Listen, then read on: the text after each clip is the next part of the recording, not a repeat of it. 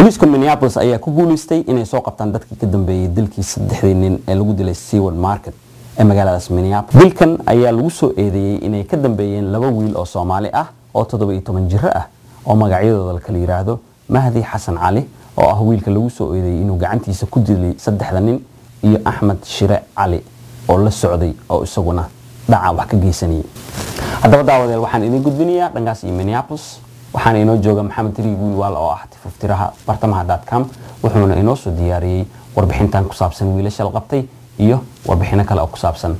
gobolkaas Minnesota Soomaalida joogta. daawadayaal saan ku soo qaadanay barnaamijkii wiiga hore idin soo baxay wargelin waxaan idin sheegnay arrin ka dhacday oo foolxun magaalada Minneapolis oo lagu dilay 3 nin oo laba Soomaali tahay ilaa ay markaan aan lahaynin dadkii geystay falka fooshaxun. haddaba kayskaas oo haddaba meel fiican maraayo aanu maanta idinka siino meeshu maraayo iyo wixii ka soo baxay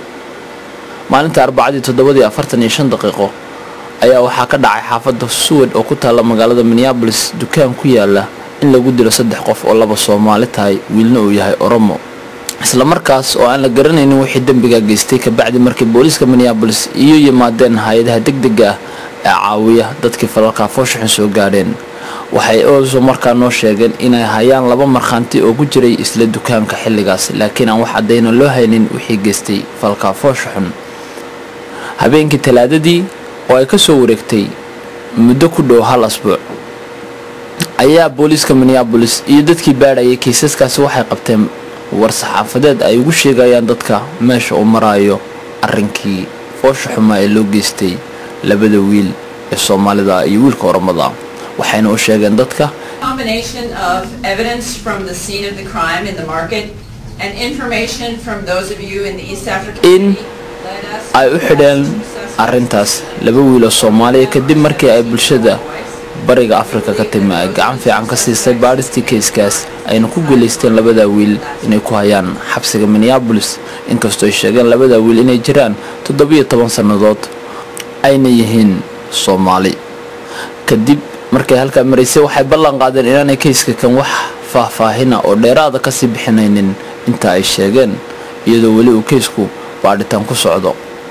maalinta Jimcihii waxay soo bandhigeen laanta baadhista dambiyada ee Minneapolis dadkii geystay falka fooshaxun iyo waliba dhalinyaradii lagu tuhmayay inay geysteen.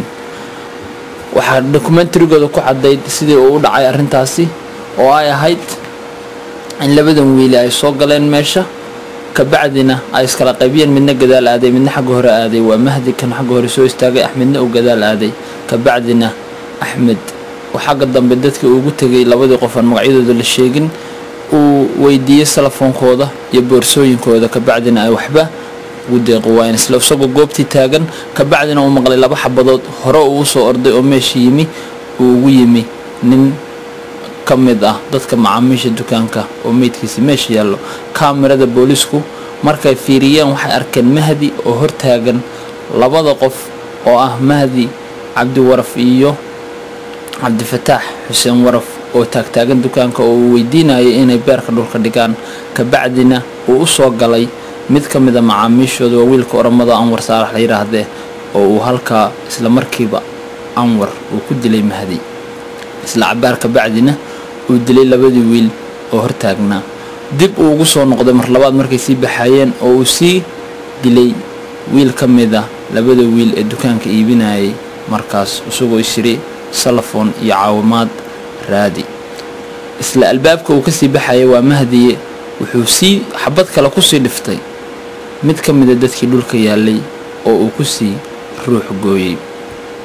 arrinta fooshaxun oo dadka astacajib gelisay iyo waxa ku kalifay wiilka yar inuu ruuxtooyada saas sii sameeyo iyo cadownimada inta leego ku dheer